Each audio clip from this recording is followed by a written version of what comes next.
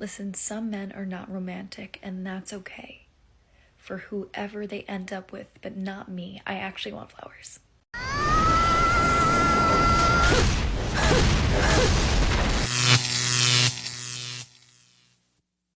Welcome to The Wall. In today's video, we'll explore the mindset of the modern woman from different perspectives. We'll look at a woman who says she doesn't compete for men, another who reveals the truth behind those male best friends stuck in the friend zone, and finally, we'll dive a bit into female psychology when it comes to dating. Make sure to smash that like button and subscribe to the channel. We're aiming for 150,000 subscribers by the end of the year. Thanks to everyone who supports the project with super chats and shares their experiences in the comments. That's what helps this community grow. Turn on notifications so you don't miss any videos. Let's get started. Genuinely confused about this. Why is it that prior to you talking to a man, they will get your attention by liking your Instagram stories, they'll be in your DMs, they'll like all of your posts, literally all of them. But then when you actually start talking, they will purposefully won't like your posts. They still might be in your DMs, they may like your stories, but when it comes to the in-feed posts, nowhere to be found. People are still discussing an old version of you because they no longer have access to the person you are today. Access to your life is a privilege. Do not be afraid to cut people off who no longer have the same values as you. Remember this: boundaries over bullshit, loyalty over status, and love over lies. Cocaine's a hell of a drug.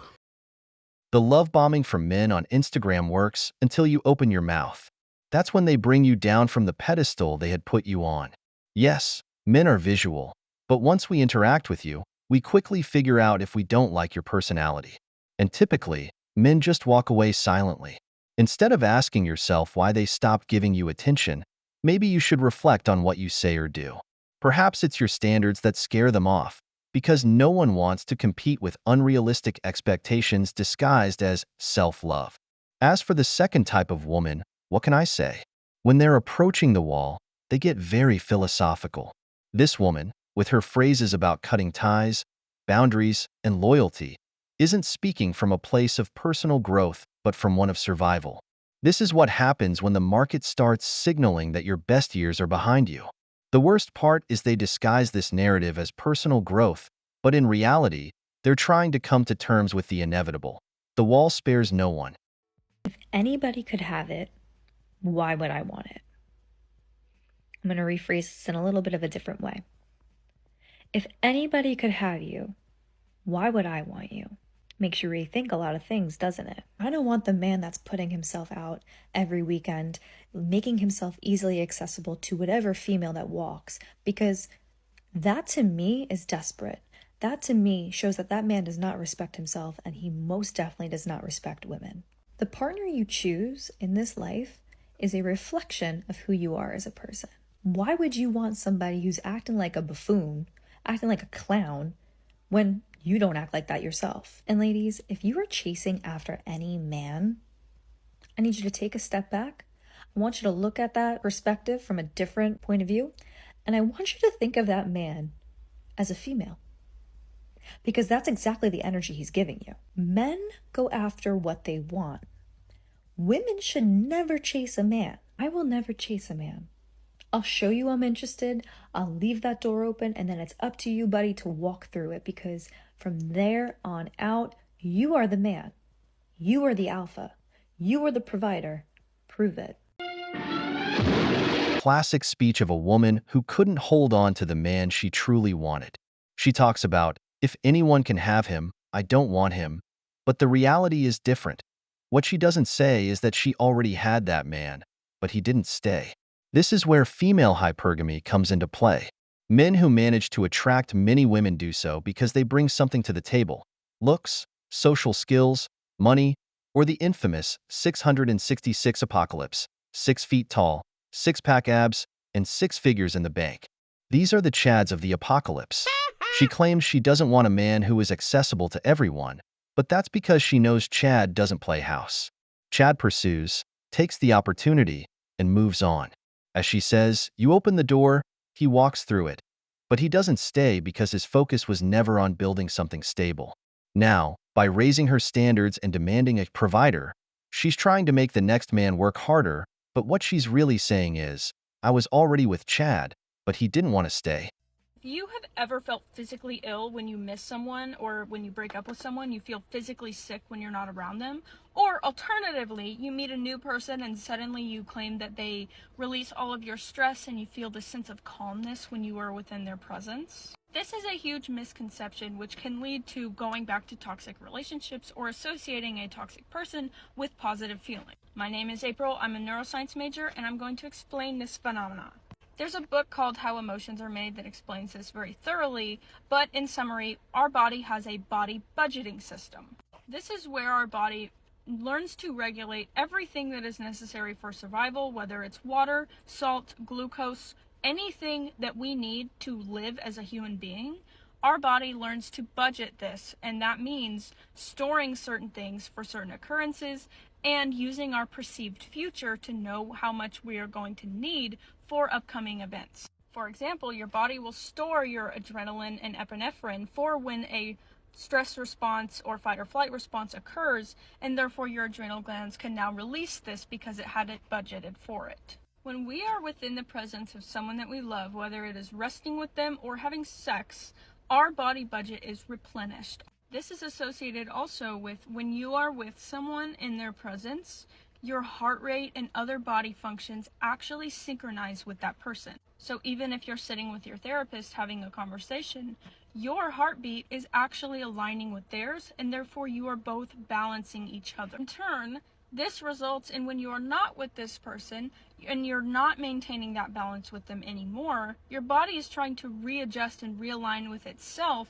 and therefore you might feel physically anxious or physically sick simply because you are not within their presence anymore. This also explains why when you meet a new person and you say, "Oh, well, I just feel so calm when I'm around them. I just feel so at peace with myself." It's because your body's literally aligning with his. It's causing you to be replenished of the things that you need for survival. Not that people cannot bring us peace themselves, but there is science behind this, and most of the time this is actually a major contributor of this feeling. So next time you're missing your toxic ex and think that you just need to be around them because you don't know what to do with yourself without them, think about how this in turn is because of your body being regulated with theirs and balancing with theirs, and then it's not actually that you miss him a lot, it's that your body is just trying to readjust and realign with itself being away from that person. When a woman betrays you or wants to leave, the worst thing you can do is chase after her or beg her to stay. Remember, absence, anxiety, and uncertainty will always be your best allies. A man who shows too much hunger doesn't eat, because women are emotional and respond to stimuli that spark intense feelings, not to predictable routines. Chad gets it. One day he treats her like a queen, and the next, he's distant, causing her to enter a competitive state of stress, wondering how she can win him back. On the other hand, the beta provider makes the mistake of offering only constant love, overwhelming her until she loses interest. Love isn't felt in company, it's felt in absence. It's when she's alone, at work, thinking about why you haven't texted her, that she starts to truly miss you. Putting her on an emotional roller coaster with calculated ups and downs is what keeps her interested. The mistake is being too available, because a man who shows desperate hunger will never be attractive. Brother, give her the space to remember you, to feel the void and desire to fill it with you, not someone else. You look so cute. Like we're just going to watch the game. I thought we were just being chill. Oh, I just like this. Girls that have ever had a friend that secretly hated them deserve an award.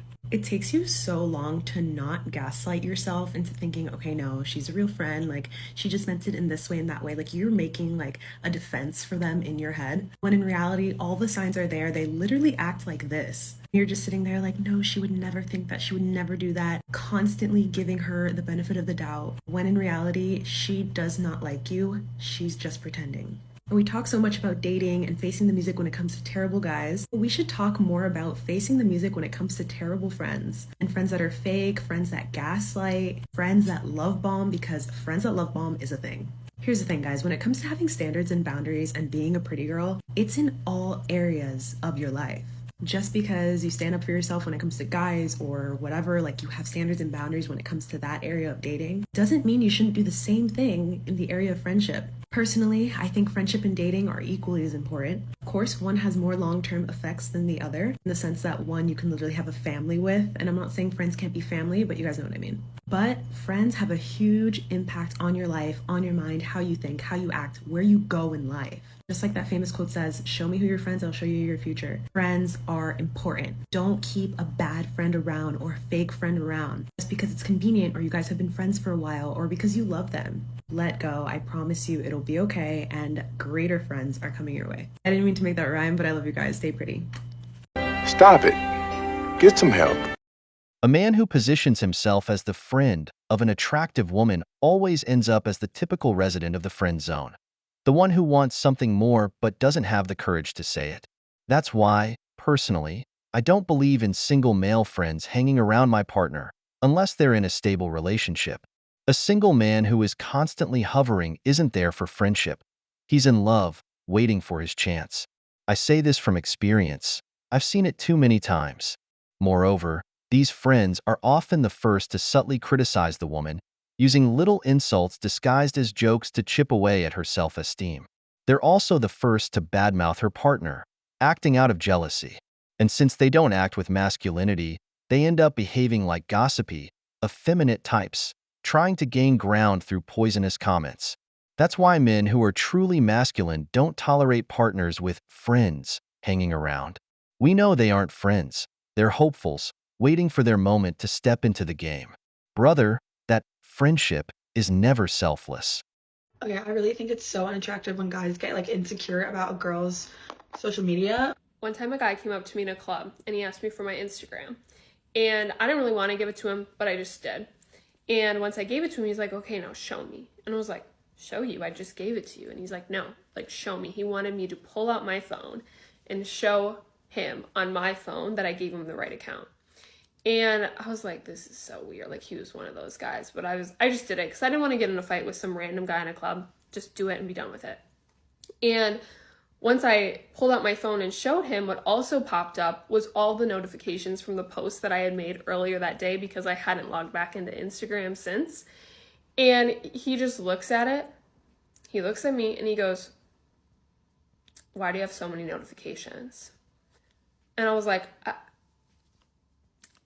I don't know. I don't know. Like I literally said, I don't know, because that's a dumb question. What else do you say? And he just looks at me with the most disgusted look. He scoffs, he rolls his eyes at me, and he walks away. I'm like, The direct approach can work if you have good skills for getting a woman to open up and talk, but everything depends on the context. You need to observe her surroundings, who she's with, and whether she's showing signs of being alone and open to being approached. This doesn't mean acting without common sense, and especially not in a club, where the environment is already complicated. Once you've captured her attention, don't ruin the moment with something intrusive.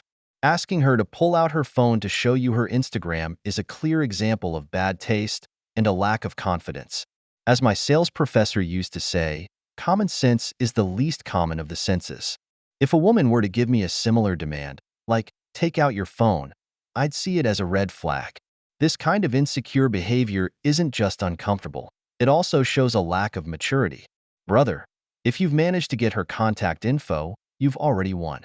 Don't sabotage your chances by demanding more than necessary. What do you guys think about this kind of attitude? We've reached the end of the video, but before we go, here are some questions for you. What do you think about a woman who says she doesn't compete for any man? Have you ever had trouble with a so-called best friend of your partner? If you enjoyed the video, make sure to give it a thumbs up, subscribe to the channel, and hit the notification bell. Your support means the world to us and motivates us to create more content. Stay tuned for the next exciting video from the wall.